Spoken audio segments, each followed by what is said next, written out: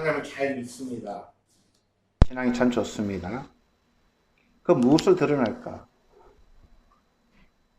인격과 성품과 그리고 현실성과 실체성이 드러나야 됩니다. 교회를 오래 다니고가 문제가 아니라 내가 예수 그리스도를 믿으면 어떤 열매를 맺게 되는가? 변한 것이 무엇인가? 우리 인격과 성품, 그리고 현실과 실체성입니다. 이 말은 무슨 말이냐면 현실은 녹록하지가 않습니다. 갈수록 말세를 향하여 세상 사람들은 자기밖에 모르는 시대에 살아갑니다. 그러한 가운데에 우리가 빛과 소금의 사명을 감당하는 현실에 있어서도 실제적으로 믿음 생활이 되는 그런 것을 진정성 있는 신앙이 아닌가 그렇게 생각합니다. 성경의 마지막 책은 이 요한계시록입니다. 이 요한계시록은 마지막 책이 아니라 시작하는 책이다 라고 어떤 신학자가 그런 말을 했습니다. 요한계시록에는 약 7가지의 교회가 나옵니다. 그건 무슨 말이냐면 우리의 믿음을 점검해 보는, 그래서 여러분 내 믿음을 한번 점검해 보시기 바랍니다. 이 에베소 교회는 우리의 사랑에 대한 점검을 요구합니다. 우리의 사랑, 우리는 어떤 사랑을 이해하고 있는지. 사랑이 쉽지가 않다고 제가 계속 말씀을 드립니다. 두 번째, 이 버가모 교회는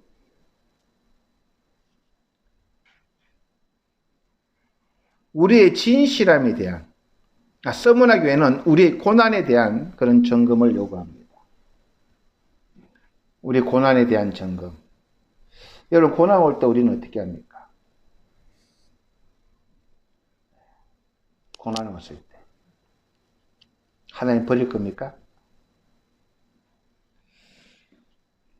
이 버가모 교회는 우리의 진실함에 대한 점검을 요구합니다. 내가 하나님 앞에, 사람들 앞에 진실한가? 두아디라 교회는 우리의 거룩함에 대한 점검. 사태교회는 우리 현실에 대한 점검. 빌라델피아 교회는 우리의 충만에 대한 점검. 우리의 헌신에 대한 점검. 그래서 이 요한계시록은 마지막에 될 일이 아니라 마지막은 항상 시작입니다. 그런데 우리가 말세 살아가면서 우리들의 신앙의 모습이 정말로 진정성 있는 신앙의 모습인가를 점검해야 됩니다. 저희들이 주일날 주님 앞에 나옵니다.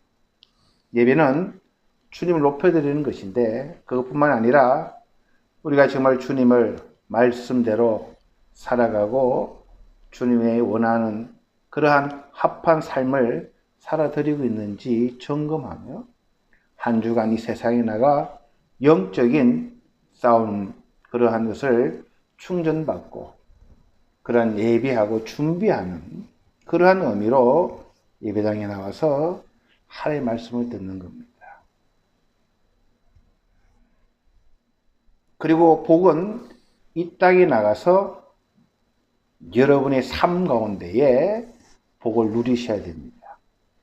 주일날 교회 와서 복 받는 게 아닙니다. 주일날 하나님의 은혜로 충만해서 이 땅에 나가 영적인 싸움을 가운데에 승리하며 주님을 더욱더 닮아가는 가운데에 기쁨을 누리며 그것이 복이 아닌가 생각합니다. 우리들은 저번 시간에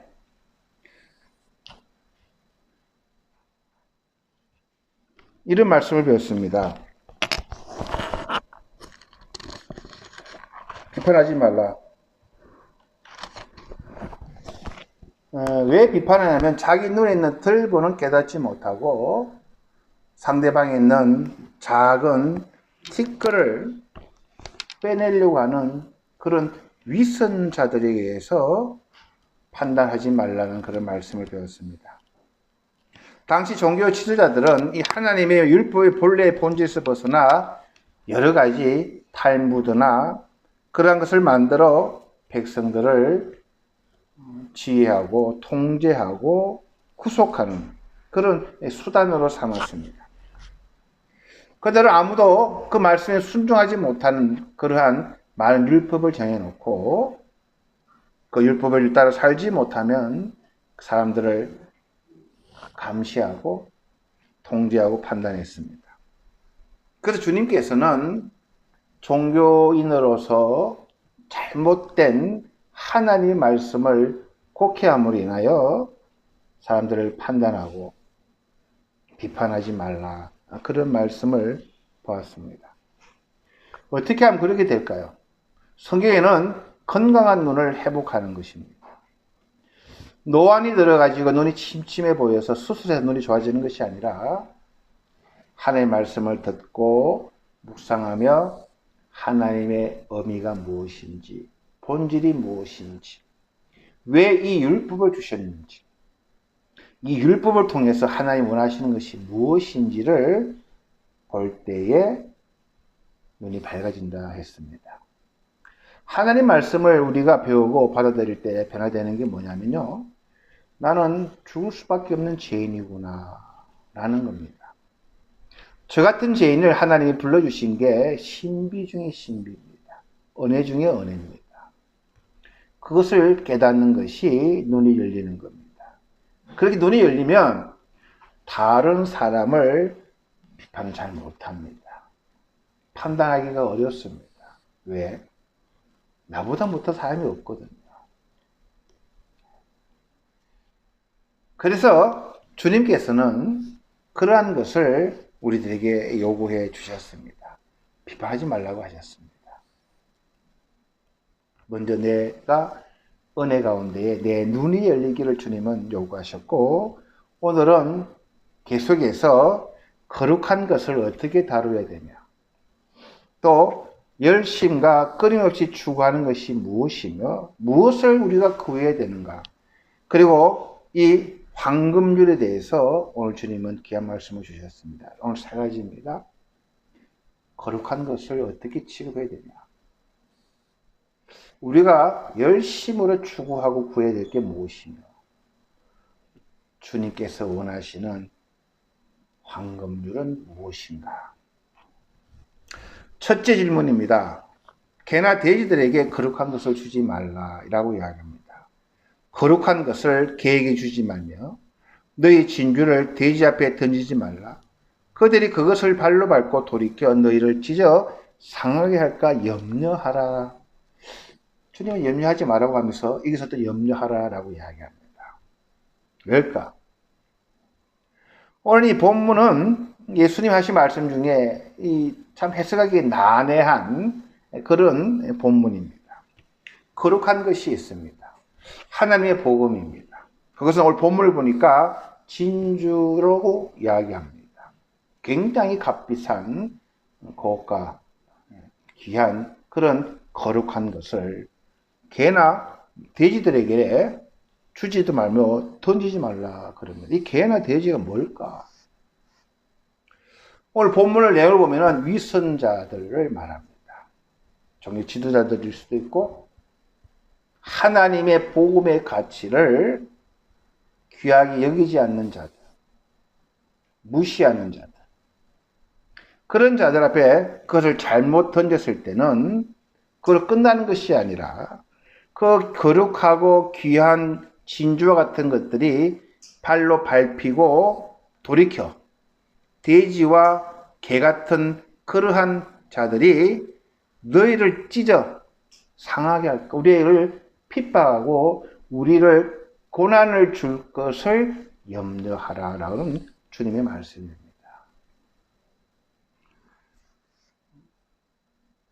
여러분 전도를 해 보셨죠? 전도해가지고 쉽습니까?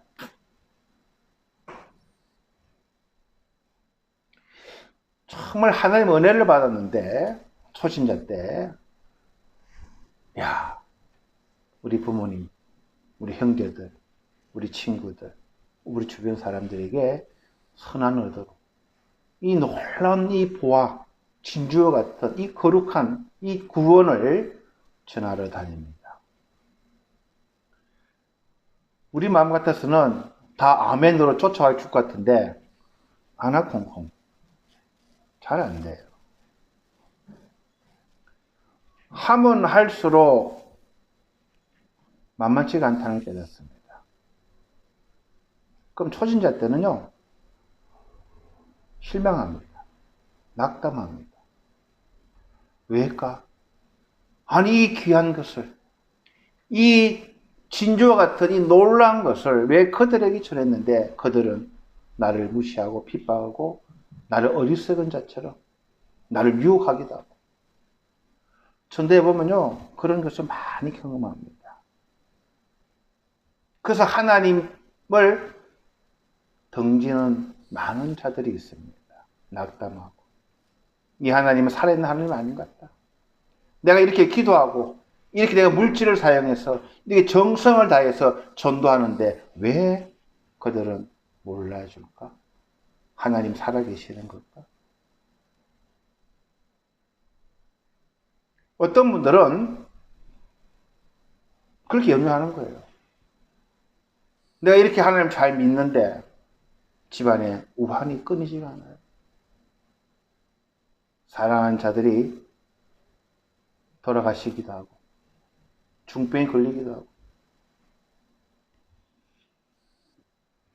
그래서 주님은 염려하라 라고 우리에게 말씀해 주실 수도 있는 본문입니다.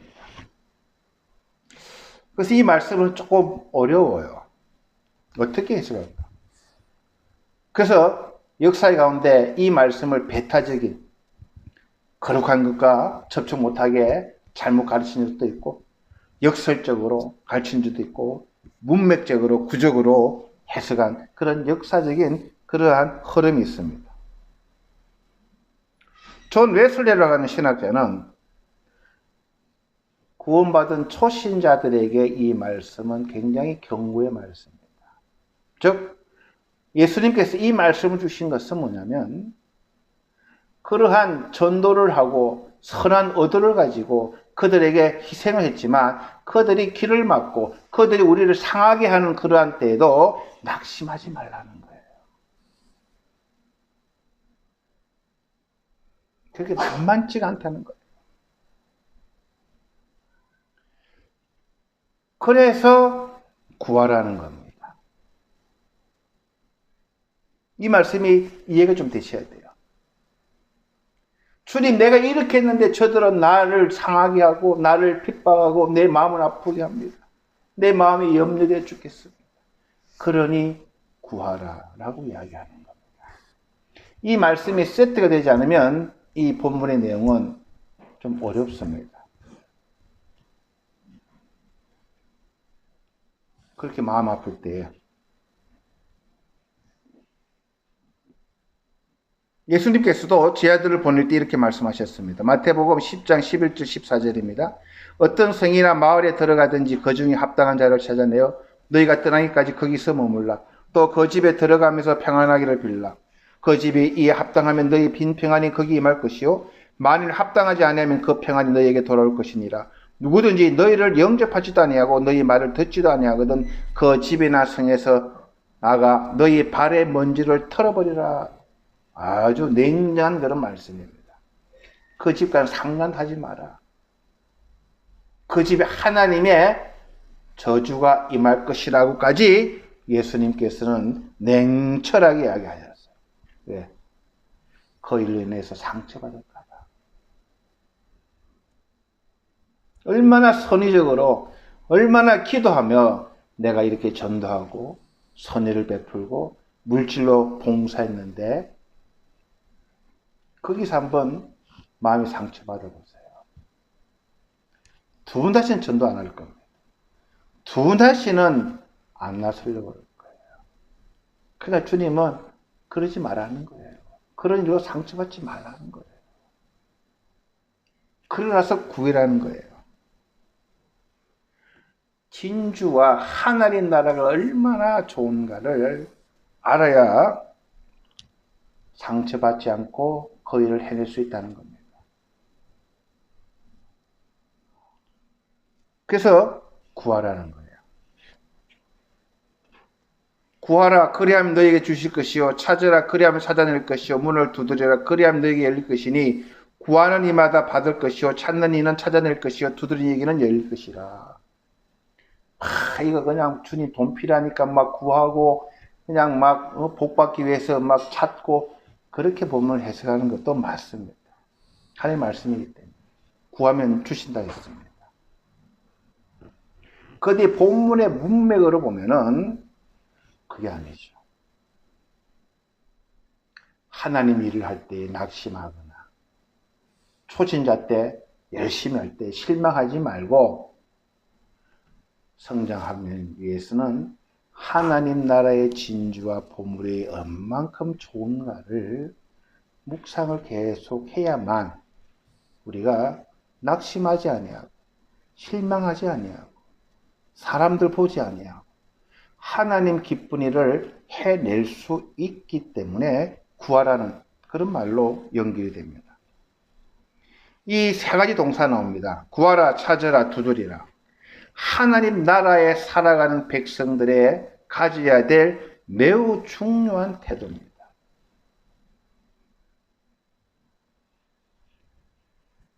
이 계명을 지키지 않는다면 하나님 나라의 보화의 가치를 알 수 없습니다. 여러분 왜 신앙생활에다 낙담합니까? 하나님 나라의 보화가 커 보이지 않기 때문입니다. 그러니까 사람 때문에 실망하고 낙심하고 목사님 안 되는 것 같아요. 포기할래요. 사람을 보기 때문에 그래요. 예수님께서도 거기까지 신경을 쓰시는 거예요. 개돼지에게 주지 마.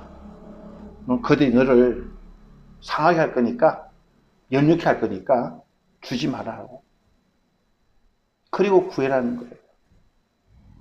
하나님 나라의 가치가 얼마나 큰지 포기하지 않게 신앙생활을 하라는 거예요. 우리는 좋은 성의를 하잖아요. 전도도 하잖아요. 물질도 써가면서 시간도 희생하면서. 근데 상대방은 나쁨으로 갚잖아요. 나를 상하게 하잖아요. 내 마음 상처 주고 아프게 하고. 그래서 신앙에서 벗어나고 하나님을 의심하고 그렇게 하지 말라는 거예요. 그럴 때에 우리는 구해라는 거예요.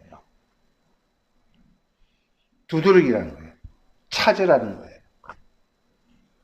구하라는 겁니다. 그러면 하나님 약속해 주시는 거예요. 어떤 거를요? 찾아낼 거고 주실 것이요 찾아낼 것이요 열릴 것이다. 오늘 이 말씀을요 우리 한국 분들은 이 말을 미래형인지 현재 완료형인지 과거형인지 우리 한국 분들이 주어가 뭔지 이게 좀 약한 것 같아요. 자, 구하라 그리하면 너희에게 주실 것이요 라고 하는 말 뭐예요? 미래형입니다. 하나님한테 주실 때가 있다는 거예요. 그리고 찾으라 그리하면 찾아낼 것이요는 현재형입니다. 누가 찾아내요? 권사님, 사모님. 누가 찾아낼 거예요? 찾으면 내가 찾아내는 거예요.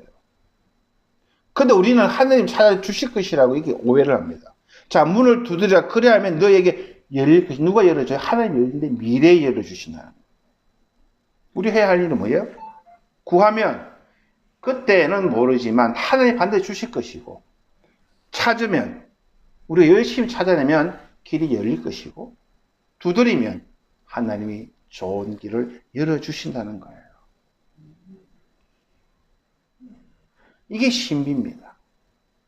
상처받았을 때 주님을 구하는 거예요. 주님을 찾아내는 거예요. 주님을 두드리는 거예요. 그러면 주님은 싫은치 않으십니다. 반드시 그것을 우리가 찾아내고 우리가 받고 길이 열릴 거라는 겁니다. 많은 분들이 기쁨의 근원은 외부에서 온 줄 압니다. 전 집사님, 기쁨은 어디서 와요? 바깥에서 오죠? 예? 환경 좋고, 먹을 거 많고, 나에게 다 좋은 소리만 하고, 천만의 말씀. 기쁨의 권위는 나의 내면에서 옵니다. 내 마음이 기쁘면요, 환경이 안 좋아요. 내 마음이 안 기쁘면요, 환경이 아무리 좋아도 행복 안 해요. 우리 성령님은 어떻게 역사하신다고요? 내 마음에 하나님의 영이 임하셔서 내 마음을 바꿔주셔요. 그래서 내가 아버지를 구하고 아버지를 찾고 두들기면 내 마음이 변화되는 겁니다. 내 마음이 행복하게 되는 거예요. 내 마음이 기쁨으로 생수로 충만한 거예요. 그러면 이 땅이 초막이든 빈들이든 내 주 예수 모신 곳이 천국이라고, 내가 어떠한 곳에 살든 어떠한 허편에 있든 어떠한 처지에 있든, 내가 전도를 해서 핍박을 받든, 내가 사랑으로 선의를 했지만 저 사람 나를 욕으로 갚아도 관계없는 거예요. 근데 그것이 안 되고 내 선한 것을 했는데 왜 이러지? 라고 하다 보면 흔들릴 수 있기 때문에 주님은 그것을 세트로 우리들에게 가르쳐 주시는 겁니다. 여러분, 우리가 은혜 받으면요, 제일 먼저 내 마음이 편한 거예요. 우리는 다 지금 준비되어 있어요, 여러분. 신지사님, 갈 데가 있잖아요. 우린 갈 데가 있어요. 그거 정리가 안 돼 있으면 안 됩니다. 정리가 딱 돼 있어야 돼요. 하나님 부를 때 우리 하나님 나라 가요. 다 가야 되는 거기 일이지만 우린 알고 가는 거예요. 그 순간은 괴로울 수도 있습니다. 저도 두렵습니다. 아무도 안 가봤기 때문에. 근데 하나님의 말씀을 우리가 믿기 때문에 즉시로 우리는 변화되는 거예요. 즉시로 하나님의 품 안에 우리는 가게 되는 겁니다. 그러니까 내 마음이 어렵고 힘들 때 우리가 해야 될 게 뭐예요? 구하는 거예요. 그럼 우리 아버지는 좋은 것으로 주신다는 거예요. 좋은 것으로. 그러면서 이 세상 아버지와 하나님 나라의 아버지와 비교합니다. 이 세상 사람도 자기 아들이 떡 달라는데 돈을 주고 생선 달라는데 뱀을 줄 사람이 없다는 거예요. 아무리 악한 부모라도 자식한테는 그래도 좋은 거 주고 싶잖아요. 본인은 못 먹어도. 아마 우리 여기 있는 우리 오집사님이나 집사님들은 본인들은 전쟁 와중에 못 먹어도 자식한테는 따뜻한 밥이라도 자식들한테는 먹이려고 했던 게 부모님 마음이에요. 저도 그렇죠. 자식들에게 좀 좋은 걸 입히고 싶고 좋은 거 먹이고 싶지. 아무리 그렇잖아요. 하물며 하늘에 계신 우리 아버지는 어떻게 했냐는 거예요. 우리에게 좋은 것을 주시려고 하잖아요. 누가복음에 쓰는 좋은 것이, 집사님, 성령입니다. 뭐라고요? 성령입니다. 좋은 집이 아니고 좋은 옷이 아니고 성령을 우리에게 주신다라고 이야기합니다.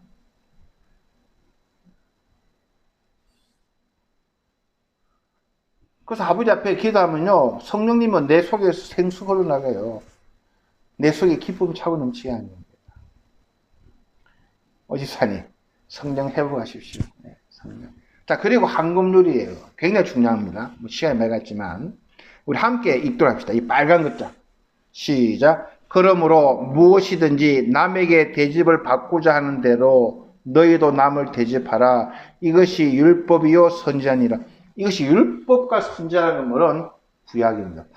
구약이 하나님의 말씀, 하나님 정신이에요. 자, 남에게 대접을 받고 싶어요. 그러면 남에게 그만큼 받고 싶은 대집해라는 거예요. 네? 자기는 막 그냥 옹졸하고 그냥 욕심쟁이면서 남에게 하나도 베푸지 않으면서 대접받고자 하는 사람들 얼마나 많은지 몰라요. 그러니까 싸움 나는 것이죠. 내가 너에게 바라는 것과 다른 사람들이 해주기를 바라는 것을 해주라는 거예요. 이 오늘 본문을 황금률이라고 합니다. 그 이유는 이 12절의 말씀이 다른 종교, 도덕 철학에서도 많이 나와요.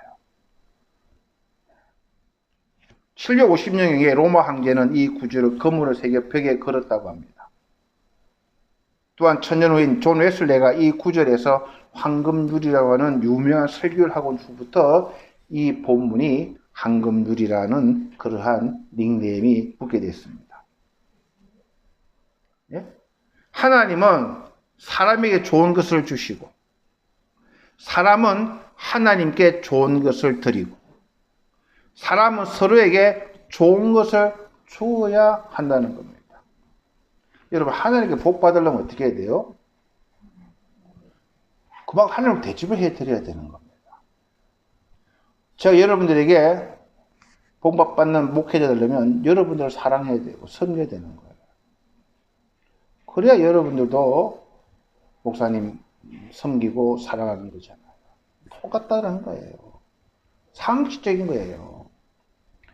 그런데 하나님한테 옹졸하면서 복 받으라는 거 나쁘다는 것이죠. 동시에 그것은 또한 그 반대를 포함합니다. 우리 예수님은 이 말씀을 두 가지로 정리했습니다. 따라합시다. 시작. 내 마음을 다하고 목숨을 다하고. 시작. 내 마음을 다하고 목숨을 다하고 힘을 다하여 여호와를 사랑하라. 내 이웃을 내 몸같이 사랑하라. 이게 황금률이라는 거예요.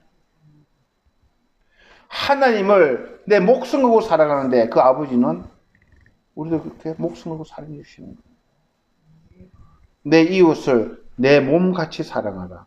여러분, 이게 말이 쉽지. 집사님, 내 몸을 아끼면서 남의 몸을 안 아끼는 거예요. 내 몸을 아끼면 남의 몸도 아낄 줄 알아야 되는 거예요. 내가 저 사람에게 대접을 받고 싶으면 그 사람을 대접을 해주라는 거예요. 그래서 우리 크리스찬들의 삶은 뭐냐면 끝까지 원수까지 사랑하라는 거예요.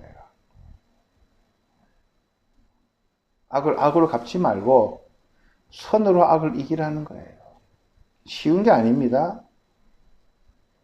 내 마음을 다하고 목숨을 다하고 힘을 다하여 여호와를 사랑하라. 쉬운 게 아니에요.